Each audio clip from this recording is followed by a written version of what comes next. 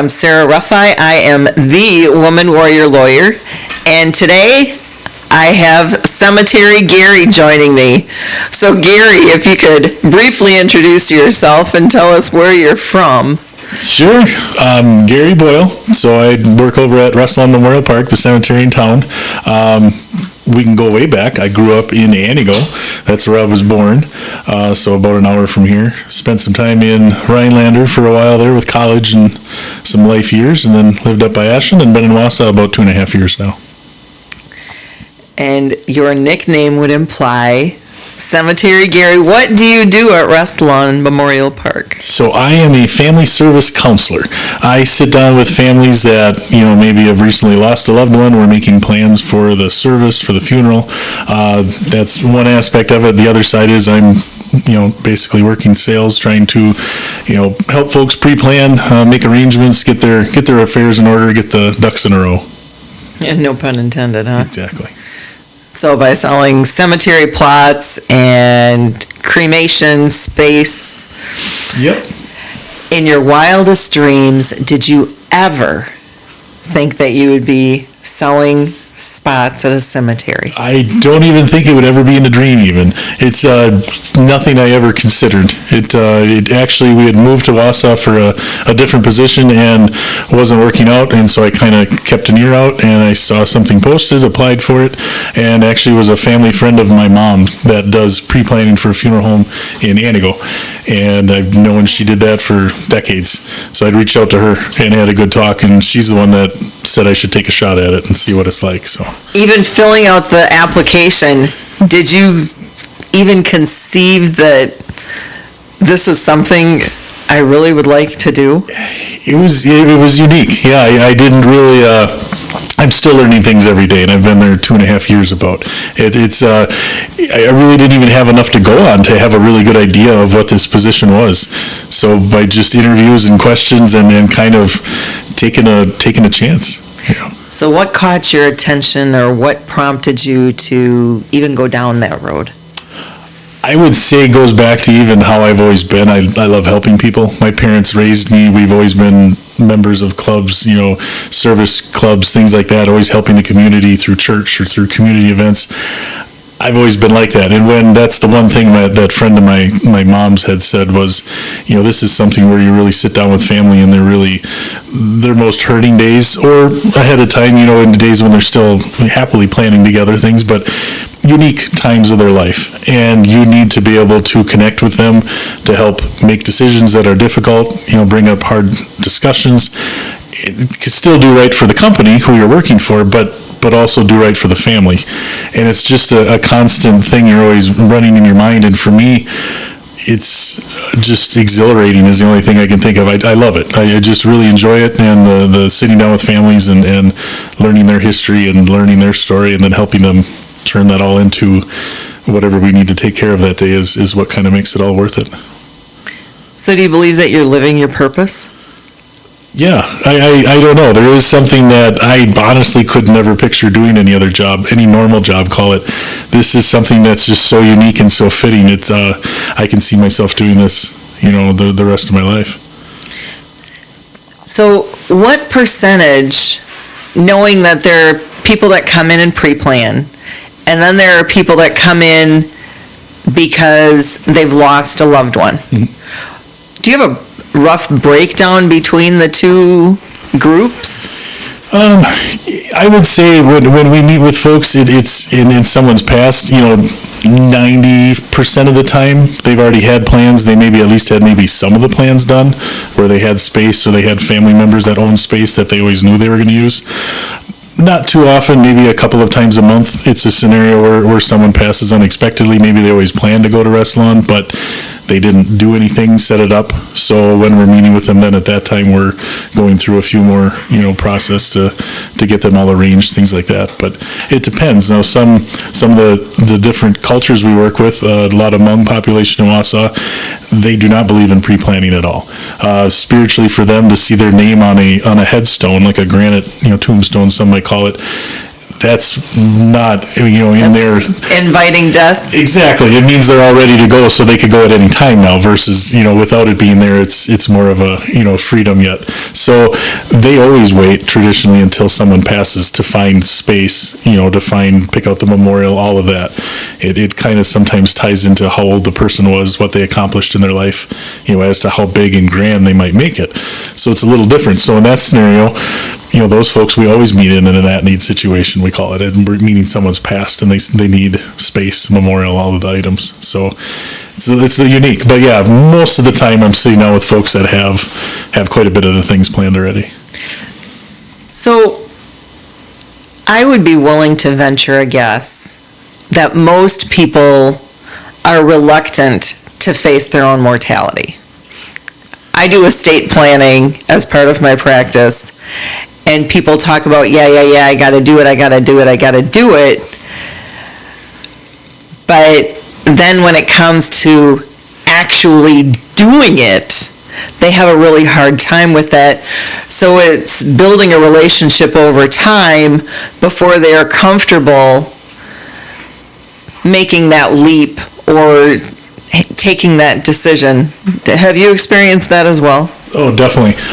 For us, and it'd probably be the same when you're talking too with folks, there's kind of an age range. The 50s, 60s are when people get to that age, or maybe they've retired or soon to retire, that they start thinking seriously about it. Another big one is when they might lose a loved one, mom, dad, uncle, maybe they were close to, aunt, things like that, where then they really start to think about it. But yeah, a lot of the folks I actually do sit down and talk with, they talk about thinking about it for years, years and years, and where it's the sake of, gosh, they could have sat down 10 years ago and saved so much money, or at least didn't have the stress on their minds, for this last 10 years. But it's one of those things people are really good at putting on the back burner. So what are some of the things that you do to help clients take the edge off? Laughter. That's probably what helps me fit in and why I enjoy it. Is when I had started that, my wife was worried about me because I'm kind of the big teddy bear, absorbs it all and just carries a lot of stress sometimes, and nobody might know about it around me. So she was worried that this would wear me right down. And every week I go home knowing that I've laughed way more than I've cried, because I do both with families. But even on some of the roughest days that I've sat with families, I'm still getting laughter out of them. We're still having a chuckle about maybe dad's story about mom, or vice versa. So it's unique. Laughter is got to be the one thing I use to just help everybody calm down. We always spend time at the beginning sitting down, no matter the appointment. We're just talking, just like we are here. I want to learn more about mom that just passed, or I want to learn about husband, wife that I'm sitting with the pre-plan. How long have you lived in Wausau? Call it an icebreaker, but you do get a connection with families when you're sitting there, and it really helps you accomplish whatever we're set out to do that day then.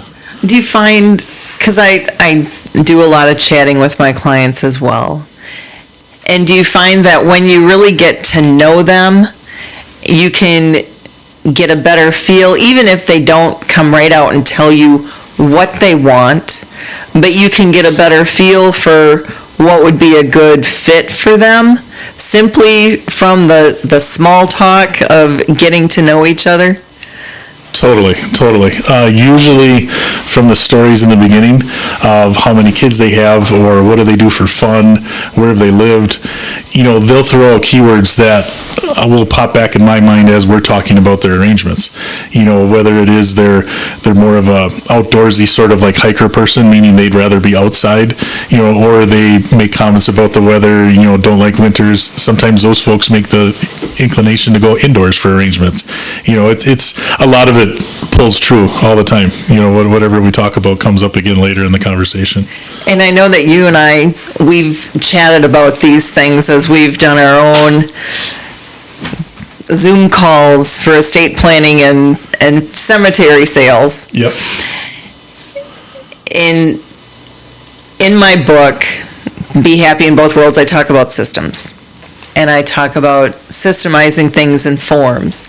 Do you have your questions kind of set into a form that, even if it's a checklist in your head of, these are some of the questions that I want to ask to really get to know my clients or my customers?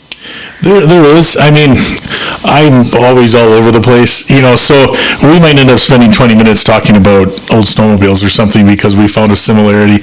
So there's always veering off the path. That's a guarantee. My appointments always run longer than a similar person in this, position, like at a different park that I know. I mean, their appointments may run 2 hours and mine run 3 because we talk more. But that's what I enjoy about it too. You're learning so much more about the person. It's so much less transactional then. I'm actually being that person to help. It's just, I don't know, kind of how it fits and works out for me, I guess. Well, and before we got started, we were chatting, seeing as how you asked, is there going to be alcohol there? Because I didn't realize I was that intimidating. And you were sharing a story about how Mom had lost her husband and she was there with the 2 daughters, one of whom was a bartender. So you joked about having rum chata in the refrigerator, and the girls were having a good time drinking coffee and rum chata while you were helping Mom. Yep, that's probably the one of the nicest things I love about working where I work too. It's unique, it's different. We're family owned, so it's more about doing whatever's best for the families we're working with at that time versus the bottom dollar or this is the only way we can do things. So in the mind of that, we do toasts out at the park sometimes, champagne or old fashions, whatever was fitting for the person who had passed, that was a tribute. So at times there's a couple of different alcohols, laying around in the fridge or something like that. So it's offered all the time. Sometimes it's an icebreaker joke, would you like a coffee, a water, whiskey, because they've just had the worst day of their lives. They've gotten the phone call or they've been at the hospital the last 2 days with no sleep and they've had a bad day. It's a rough day to meet somebody for the first time. So we're trying everything we can to lighten the mood, try to get that little laughter. I mean, it really does, the little jokes, but there are some that, you set me up. It's just it's ready, they're ready for one. So how do you tell, because I know there are some people that are going to be uptight that if you tried would you like coffee, water, shot of whiskey, they'd be like, I'm out of here. And there are other ones that are like, give me the bottle. How do you read the people to figure out just how far you can go? It's one of those internal instincts. I don't think you could ever teach somebody how to do it. You have to, you're just going off body language, and smiling or little comments they might make me more apt to make that, or otherwise you don't. To me, it's always just been a gut instinct. When a family walks in, I know that this is one that I might, say that sort of comment right off the bat. It doesn't always get said, but it is, I don't know, you just kind of go with your gut on that, I guess. Kind of watch the body language and the interaction between the people on their way in, I would guess. Yeah, little things like that. I don't know, it's kind of like when I met you for the first time when I stopped by with the book. We ended up talking for 40 minutes for no reason. I'll bet things you just never happen. thought that you'd end up joining the Kiwanis Club that day when you came in. Nope, or meeting Dwight, or sitting right here tonight. No, none of that. I mean, same with that. That's why I mean of the whole picture of doing what I do, working at a cemetery. These are all things that I never believed would be in my future for the next couple of years at Wausau. We were brand new here. So it just, a lot of things. And you were always in sales, right? Yeah, pretty much. I mean, it worked a lot of retail back when I lived in Rhinelander. Once I was up in Ashland, then I was working sales and then manager. So a little mix of that. But So what kind of things did you sell before you started at the cemetery? So Ashland was Fastenal, so that was a wholesale distributor. Mm-hmm. So we would go into big companies like Green Heck in town, fill bins at different workstations for folks that are doing work that maybe they go through 100 nuts and bolts or little fittings or anything. We'd be the company that come through and fill all the bins, so the employees never had to stop working.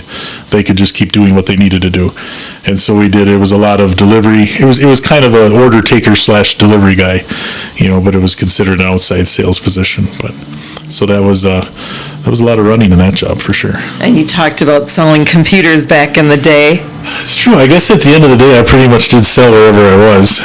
I've always had call it a side hustle, selling old snowmobiles, so always looking for those to, pick up and rejuvenate and sell or whatever. So let's talk about that. That's the second time you mentioned snowmobiles. You just had it. It's winter time. It's snowmobile season. So, and that's something you do with your dad, right? Yep, Dad, and then, it's the whole family for us. It started out when my son was born, the three of us, my wife and he and I, we'd jump in the truck and I'd go chase after an old snowmobile. If I found one I advertised online, or I talked with somebody and they said, give me a call, come check out this old Artie Cat. I just want it out of the garage. We'd grab the trailer and I'd go grab it, and I might bring it home and clean it up and sell it for $50 to help pay the bills, and so it's a hobby slash, now it's more of just a hobby. But back in the day, it was a part-time job. I would pick up a few sleds a month and sell them, flip them, and find another one and find some more. And all back in the day, was that when you were still living at home? Is this something your dad got you started on, or you just were a snowmobile geek? I always snowmobiled when I was a kid, and he started restoring old ones and kind of chasing after them in the 90s when I was still living at home. But it wasn't until about 2002, about 5 years out of the house, that I suddenly, then it was a thing. I don't know what flipped, but then that's when I started running everywhere. And it wasn't until, my son wasn't born until 2007, so around then it was still going big. So for 5 years before he was even there, I was running around hauling them all over the place, and a lot of fun. Yeah. Now it's kind of the collection's been built. There's a bunch of them at my dad's in Anigo on his land in the pole barn, and there's, I think, over 50 pieces between snowmobiles and sleighs and everything. And so how'd you get started in buying and selling and fixing up snowmobiles? I don't know. It was just interesting to me. For some reason, there was a website I followed, vintagesleds.com, back the 2002 range started out big, and it was kind of a big chat room for, a forum for people posting questions and video or, pictures. It was just an interesting thing. Like for you, law and all these books are interesting. To me, I see really big books with too many words. So snowmobiles fit my bill, So it like most hobbies, it's not that necessarily like from now it's not like I make money on it, but it's still fun. I still like looking at a snowmobile for sale and saying, oh, that'd be a good one to flip. Might not mean that I drop everything and go chase after like I used to, but it's still a hobby. I like going to the shows with the old ones or just going to ride them. My son now got his driver permit to ride on the trails this year for the first time. So. And do you have old sleds to ride without any suspension, or do you have newer ones that you get to glide in comfort?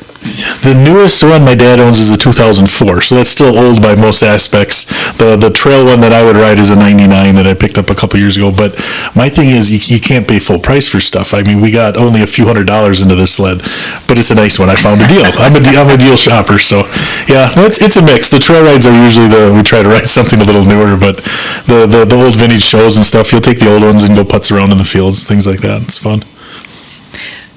So I know you have 3 kids, and is Gavin's your oldest? Yep. And he's how old? He's 13 and a half. Okay. Is he the only one that's into the snowmobiles with you so far?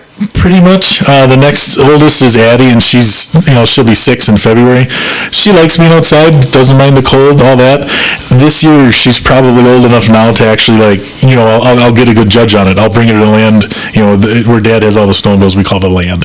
He's got 75 acres as the playground. So I'll take her up there to Anigo this winter, put her on a sled with me and go ride around.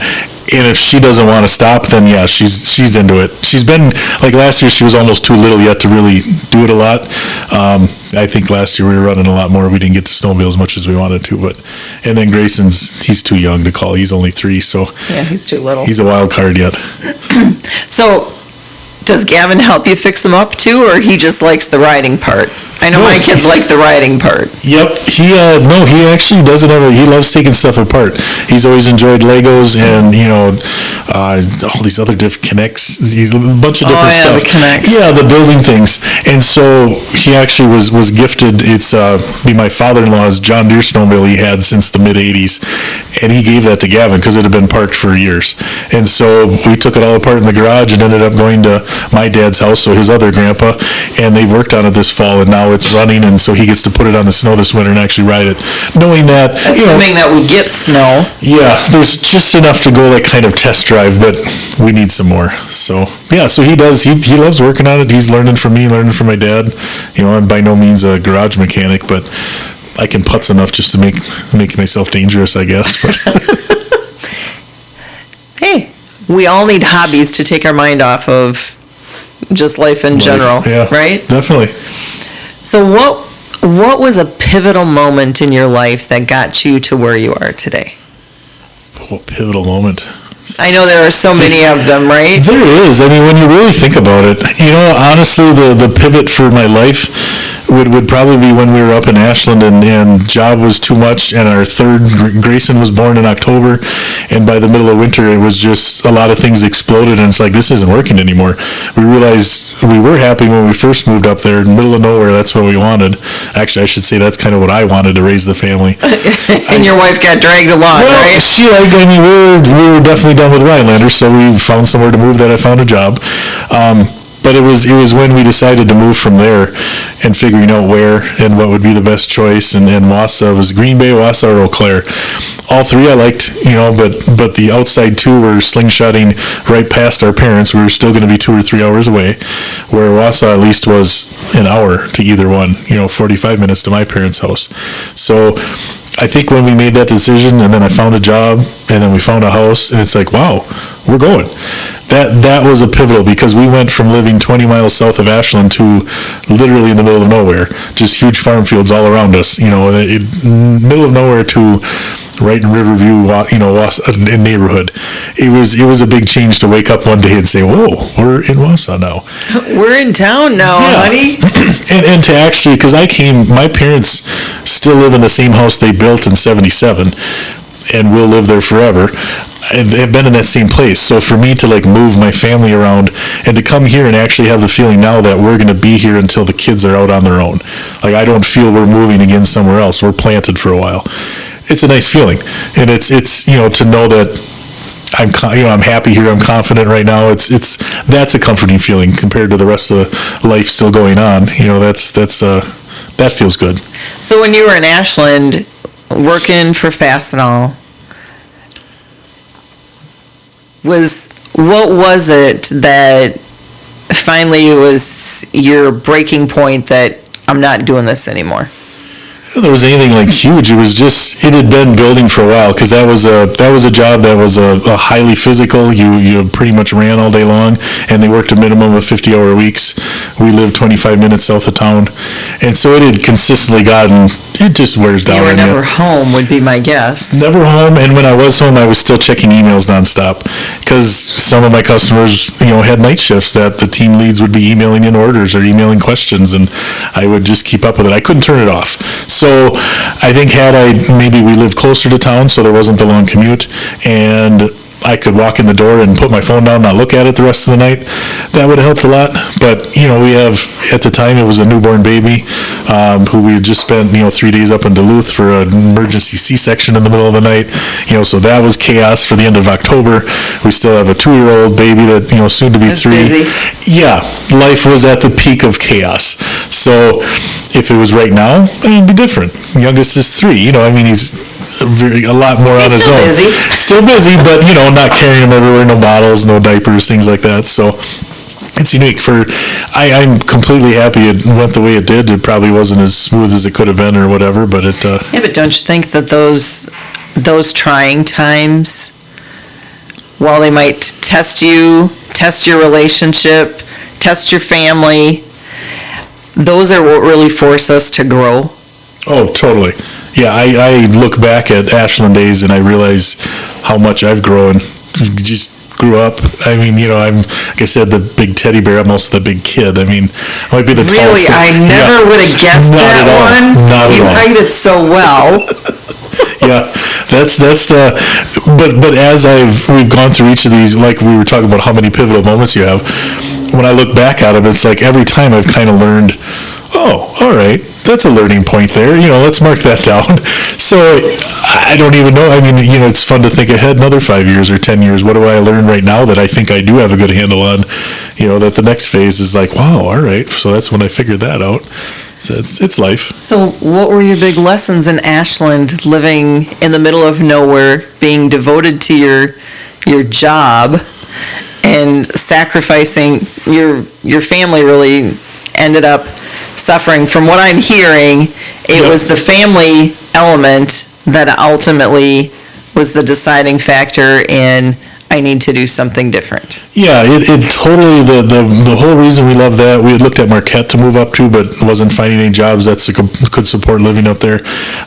We wanted, I should say again, like I wanted, and Angie was in agreement, but we wanted more of the kind of old school approach to life, or back in the old days out in the country. Yeah, let's grow the big garden and things like that. And I think ultimately we got up there and it was better than what we had in Minelander, because we were right in town, right by the mill. And so it got us out in the country, it got us fresh air. But there was still things, then we realized after a couple years, it's like, wow, we're not so country like we thought. The bugs would bother us. We got chickens even, and those guys were a handful because we'd let them roam the yard, and just things you do, and it's like, wow, we like the vision of it all, but we didn't necessarily like the actual acting it out, I think is what, and like I said, as the kids, you had number 2, number 3, we had no help nearby. I mean, family was 2+ hours, so the idea was great, the reality not so much. Yeah, like we talk now, is when the kids are older, if we had a place up north to get away to, great, but to actually live somewhere that desolate, it's different. I mean, up there, it was just, even the folks that lived up there, a lot of great people, but it's just a really different feeling walking around up there talking with people than it is here walking around talking with people. Even at the grocery store, I think it was day number 2 we were here, I was at Aldi's. The checkout person, how you doing today? Da-da-da-da. And it said, what's new or something. Like, unpacking, we just moved. Oh, welcome to Wausau. And to me, that's why I didn't want big city, was because people aren't personable. They aren't worried about someone else. And that's what I get out of Aldi's the first time I walk into Wausau. And I thought that was amazing. So, and we got we're home. Yeah, no, that's, it took about 2 weeks. My wife had called me on her drive back from somewhere, and she says, we're home. She was, I just had that feeling. I wasn't, I didn't have to follow the map to get me home, and we're home now, so it's been kind of neat. Awesome. So one of the big events that's transformed our whole world was COVID and the pandemic and the shutdown. And I know that when it came to cemeteries, funerals, processions, you guys were shut down, and then you could only have immediate family, and then there were different rules, and the rules just kind of kept changing. What were some of the lessons that you learned in the roller coaster of 2020 with the pandemic when it came to dealing with grieving families? It was rough. Because when everything kind of shut down fast, then when we'd have a burial we were trying to schedule, there was a point we weren't allowing anyone in the cemetery at all. It's almost like we locked the gates, that only a funeral home could come out. And then we could allow families to come, but they had to stay in their car. Or they could get out of their car, but they had to stand next to the car. There was all these weird, every day, every week, and it was a mix of our company, trying to follow what's right or what's recommended or what everybody else is doing. We were kind of following the standard for the national cemeteries, what they had set up for rules. We just tried to do what was right to, kind of follow along. Ultimately, that didn't last that long when you look back at it, and it kind of went back to, even now we still limit how many people can be inside the building. Outside is kind of open to whatever. So in most circumstances, we're outside with the families. It isn't as many rules we had to.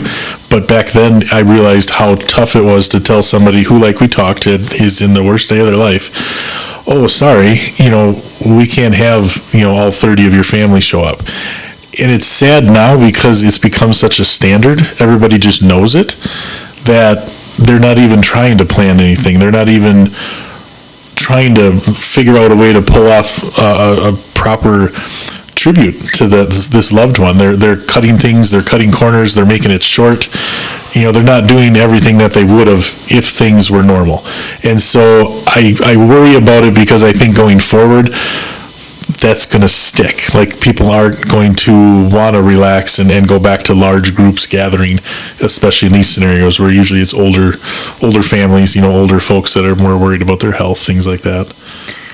So what are some of the things that you learned in terms of how to maybe put families at ease, knowing that the world around us was in utter chaos, and now they're going through one of the worst events of their life,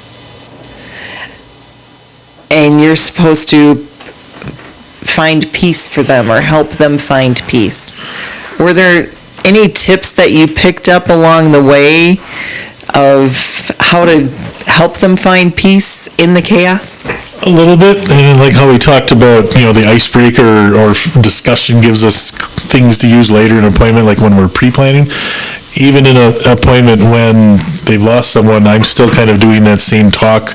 I'm saying, hey, tell me about Dad. What was he like back in the good days? So stuff like that comes up, and ultimately it would end up back at the point, though, of I just wish we could get everybody together, or I wish that we could do this. So what we offered to families was even letting them come back when things calm down and have another service out at the park, not for an additional charge or anything like that. We've already talked now that we hope that if things clear up by next summer, we'd actually have one. Let's go with when. Yeah, no, that's a good point. That we'd have like a special event at the park just because of this, that, any of the families we worked with since last March, over about a year ago, that maybe we'd invite all of them specially out to come out to have like another event, or extend another offer to say, hey, do you want to have another go at this, to try again? We talked about different ideas. I don't know. Some are just, it is what it is, and that's how the timing happened. It's kind of like someone passing in wintertime, so it's tougher for all the family to travel, on snowy roads and things like that. Or they put them on ice until it thaws out, I suppose. That can happen too. That's an option too. Yep, there is. So, it's a who knows in that category yet, but we learned to just try to offer everything we could, but for a long time, and even now, we're limited. We're little by little, like, things are starting to pop back up that maybe weren't there 6 months ago. So that's kind of a nice thing to see, but it's taking some time for sure. So with your history in sales, what are some lessons that you've learned working in the cemetery business that you didn't necessarily pick up in any of your other sales jobs?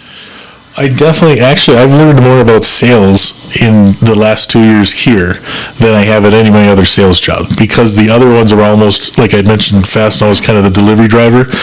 To me, that was 80% of it. Then write in a few blanks to fill out what the order was. That was it. I've learned a lot. So some of that I use, but most of it's just learning. Some folks, don't have a problem. It might not necessarily be the cost of it, or the location. It's what they want, and it's reading body language to see that they're both comfortable with something, that you're on the right path. So then you can keep building on it with that. Like when we sit down, we always go through a little presentation. We talk about the funeral planning guide. We go through that. And then it's kind of like, okay, here's the fun part. What have you daydreamed of? What do you guys have in mind? Or, what is something you'd like to picture yourself be, that's your final resting place. And you get a couple ideas out there, and some of them are duds. You can tell from the response that, they're looking at it, they're maybe watching a picture or something, but they're like... But they're not, they're checked out. Yeah, and sometimes you go through 4 or 5 different ideas where then it's kind of like, there's a light. If it's a couple, a husband, wife, they make eye contact. They literally will look at each other when you see the one that they like. And if you throw them a different one, they just kind of both look at it.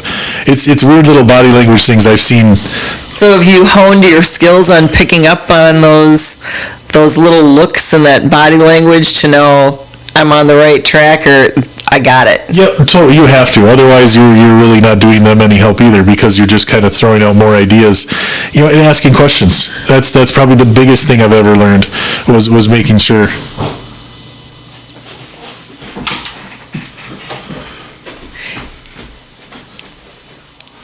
Gotta love kids walking in, don't you? Oops, recording. We're live. Oh, darn it. And I had a question. Oh, I know what it was. So you talked about how you've learned a lot more about sales. Have you been doing any studying or reading, or is it simply trial and error and what you experience at work? Mostly that. A year ago, I did attend a conference. So you've heard of TED Talks, which are kind of like informative things. Our conference in the death care industry that we're referred to was called Dead Talks out in Vegas. So we still have big events that bring everybody in, and you listen to speakers, folks that have been in the industry for a long time. That was really informational. They kind of walked out of there with some ideas of hey, this is a neat idea, this and that. It comes down to it, though. You really learn a lot from the families you sit down with. If I flash back to the first 6 months of me working in this position, I would laugh at myself if I watched videos, because I might have thought I knew what I was doing, but I know I'm so much more smooth and easily delivering options, or just having a discussion where maybe when you're new in a position, you're so nervous with things, you want to do it right, where now you're like, once you learn things, you're more apt to just kind of let it flow, and hey, that sounds good, that's great, but you're throwing in those right questions that you're saying, well, is this something you can see yourself doing? If you're going to do this, would these terms work for you? All these sorts of ways of kind of following the process that we use. It's very intricate with families. You're doing a lot of things that way, but you're also, making sure that they're taken care of, and you're doing right by the company as well, offering all the services and products that we have. All right, so I usually ask, if you were 20, what would you tell your 20-year-old self? Let's just not even go that far back. If you could go back with the knowledge you have today, go back 2 years ago when you started, or even when you submitted your application for Restlawn, what would you tell yourself? Pick up the phone more. That is, nowadays, digital marketing, all that stuff, it will definitely attract more clients. But for us, the age group of the 50s and 60s, a lot of them do use online, but it's still the old school way of getting appointments is sitting on the phone, calling the families that we've had contact with in the past, working through all the names and just sending out letters, sending out all that sort of stuff. Work harder at the prospecting side of it, and make more appointments, because more appointments means more families, more chances to, have somebody get arranged, and ultimately, is more success So for don't myself. be afraid of the one-on-one human contact of talking to somebody. Yep. Oh, the one-on-one, like put me in a room, that's awesome. But yeah, we'll call it the work part of it. The using the phone and sitting down and focusing on making phone calls for an hour, and just get some phone calls out there. I'm so, I'll make a couple calls, and then it's like, oh, I should work on this project for Bob. He called me last week. Just things like that. The focus part is always so if I could go back, I would just push myself more on that. It would keep me busier and more things going on, but you try to balance it all, I guess, at the end of the day. Do you take that, is that how you handle yourself at work now, is you're not afraid to pick up the phone and make those calls? Less and less. It's getting better. It is. It's such an easy thing to do, but it's like a mountain to climb up, to just try to do it all the time. In my head, when I'm at home or I'm not at work, I'm always running through what the next day at work is going to be like. I'm like, oh, I got from 10 until noon, I don't have anything going on, so I'm going to get a bunch of phone calls. And ultimately, something pops up in the morning where I'm like, oh, darn it, can't get all them calls in. You find some other excuse not to do it, right? So there's always something that does get done, but I always end the week thinking I could have done more. And maybe that's how I always would be, even if I did a lot, then I'd still feel like, oh, I could have fit more in. So I don't know. I guess at the end of the day, that's my one thing I always carry around, though, as far as work-wise. And in that time, do you have a number of people that I want to make X number of calls within this certain period of time? We shoot to do 10 hours of prospecting a week, and that could be a mixture of emails, phone calls, letters in the mail, networking such as Kiwanis, or even doing things like this where you're out and meeting folks, doing things, a mixture of that is getting the word out. And in some weeks you might call, 20 people an hour for an average or so you get 60, 80, 100 people you talk to, and 15 of them might want an appointment. So then all of a sudden you have a busy week planned. So then maybe the rest of that week and next week is so busy you don't get many phone calls in. So it's kind of an ebb and flow, or however you want to word it, that you get some busy stretches. Sometimes everybody wants to sit down and everybody says yes. And then some weeks it's just really quiet, and you can call as many folks as you want and nobody wants to because of the weather, or now's been a great excuse. There's a pandemic, so they don't want to go anywhere. I mean, we've started doing digital appointments, a whole bunch of options for folks to be able to still sit down and start the conversation. So it's actually made it, because of all of this in the last 10 months, for us at least, or for myself, when I sit and I think about it and look at it, it's easier now than ever for somebody to sit down and at least start the conversation. Which most folks, when you look at their notes, and some of them, they've met with us in the past, they might have met with us a couple of times, and then if they ultimately sit down with me and purchase something, it's taken all those visits to get them to the phase in their mind that they want to say, okay, I'm ready to pull the trigger. I'm ready. So finding somebody brand new and meeting with them on the computer just to go over a few things in the planning guide, and then they don't want to go any farther with it, that still was step one. So maybe 6 months from now I try calling them again and they're like, yeah, you know what, we'll come out for a tour. That's what you can call it chasing, or whatever, however, but that is, not often do you have somebody walk in the door that's brand new to Restlawn, that you go through everything and they just pick something out, you fill it in all the blanks, they write a check, and they're all pre-planned and done, all in a 3-hour adventure. Well, and I know one of the first business coaches that I've worked with, and I had heard him speak at legal conferences. His rule of thumb, and I've adopted it, is that you need 5 contacts per week to grow your business and 3 to maintain it. And that it's more important to keep those contacts going even when you're busy.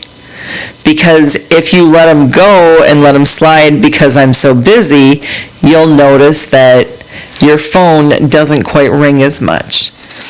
And I have paid attention to that and noticed it over the years, that when I really do focus on my 5 contacts per week, my phone is ringing off the hook. I'm opening more files because I'm getting more clients through the door. And then when I drop it down, the phone calls go with it. It may not be immediately, but they go along. And then over the years, I've changed my definition of how I define client development, what it looks like. So in your prospecting, just out of curiosity, in your 10 hours a week, do you count going to the grocery store, for example, and talking to people, or if you're talking to people at your kids' schools, making sure that people know what you do and where you do it? Oh, definitely. Yeah, that's even walking around the park, in warmer weather, there's people visiting. Those are folks that see the value of a cemetery, what it's all about, giving somewhere, safe and serene to visit, your loved one. And so walking up to someone and just saying hi, being able to hand over a business card, or sometimes even throwing out the question of just saying, hey, so where's your name written down out here? Just casual conversation. Yeah, you're putting it out there. You're saying, if you ever have questions, give me a call. So it does become something you live and breathe, that, boy, even on a Sunday afternoon run to the grocery store, if there's some weird reason for me to bring it up, it gets brought up. There's never a day that I, wouldn't. It's just something that you become, and I don't know, it is. You want to mention it to everybody because you never know when someone needs it, Right. Well, and I've had people, I'm in the checkout line at the grocery store and being told, your office did such a great job because so-and-so needed a will right away, and they called and we got taken care of, and the only reason they called my office is because I go to the grocery store and they know that I'm a lawyer. Didn't necessarily know what I did, but she's a lawyer, call her office and see. So we make sure that everybody knows what we do and where we are. Yep. And it truly makes a difference, and it's just shifting your mindset. Oh, exactly.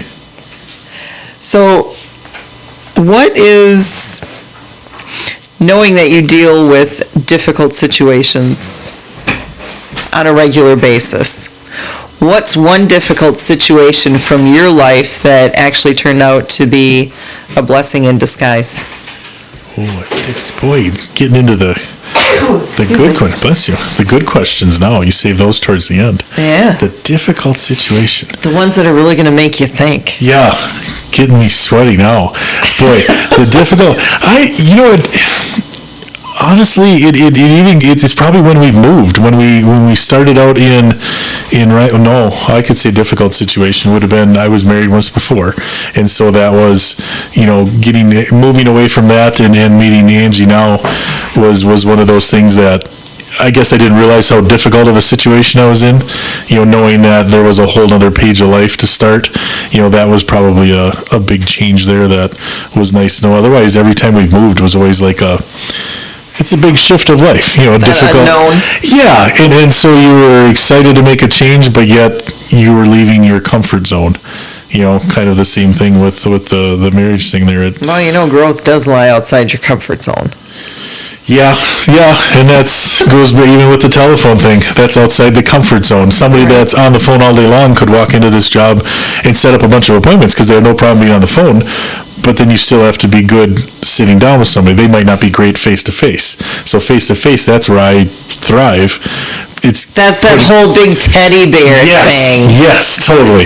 So it's the comfort zone. That's a good point. That's exactly right. So what's the best piece of advice that you've received so far in your life? Oh, it's not even, it's the same statement, and it's corny because it's in movies, it's in all that, but I've heard it from almost every single family I sit down with. Either it doesn't matter, pre-planning, they've lost someone, or their spouse passed, they're in their 70s.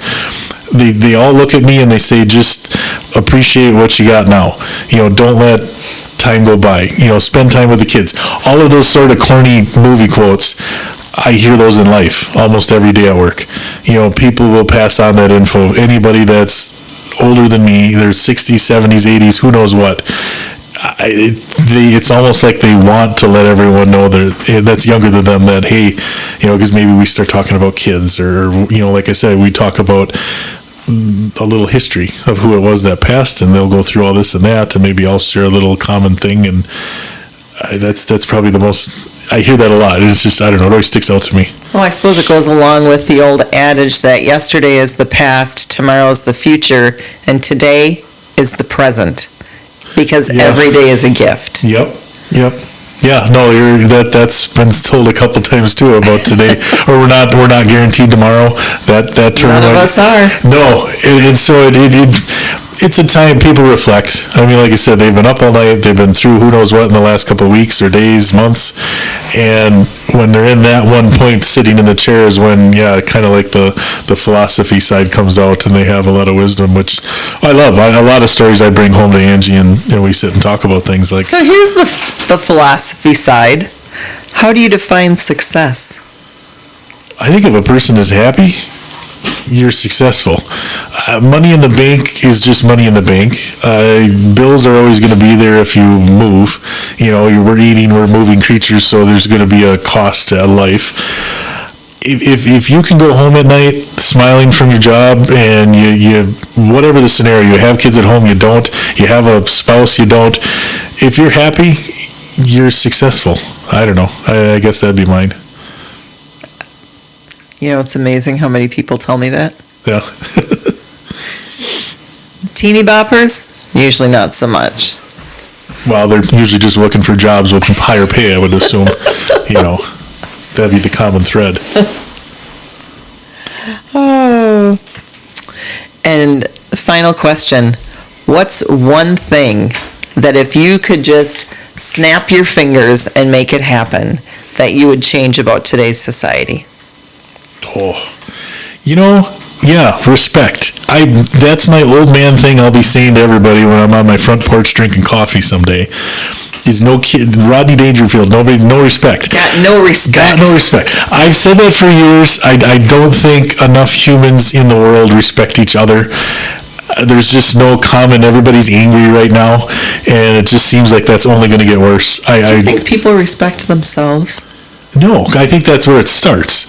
You don't, bring it back to the cemetery side of things. I sit down with folks, and sometimes the comment is, maybe we're working on mom or dad's arrangements, and now it's a follow-up appointment, so we're kind of reviewing a few things. And I'll bring up the question, hey, have you ever, thought about arrangements for yourself? Like, oh, you just throw me in a ditch. And that's a very common thing. Cremation is on the rise. It's well above traditional casket burials now. And 10 years from now, it could probably be even the majority of all deaths are cremations. It gives you the freedom to do almost anything you want to, really. But that's what everybody always says. And a lot of people do just get scattered at the lake or, do all these goofy things that I just don't get. But at the end of it, they say these things about themselves, and it's like, do you respect yourself?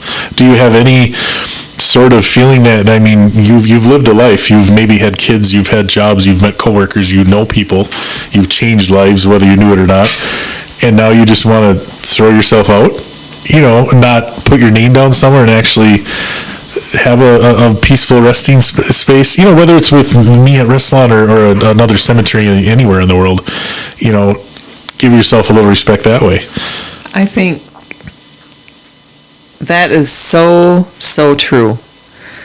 Because I agree that if you really look at what's going on in the world, if people respected others, they wouldn't treat each other the way that they do. Without getting to know them, or even if they knew them. Yeah, I think because everybody, you're going to have differing opinions, whether it's politics or sports or brands of snowmobiles. There's always going to be an A or B, and those two people collide, it seems like all the time now. Facebook posts, I deleted Facebook. I couldn't handle the negative comments even on an ad for sale for kids' toys. Nobody can just say, hi, thanks for posting that anymore. There's always a bashing going on, and so even in real life, I don't know, I have that sick feeling that it's going more of a downward slide on that than it is on an upward. So hopefully it doesn't, but we'll see what happens in the future. All we need to do is we need to lead by example, right? Exactly, yeah. So I'll keep trying to make people laugh and be respectful, and we'll go from there. We just see where it goes. Well, thank you so much, Gary. I appreciate sitting down and chatting with you. It's always fun talking to Cemetery Gary. The big old teddy bear. I appreciate it. Thank you for inviting me. You betcha.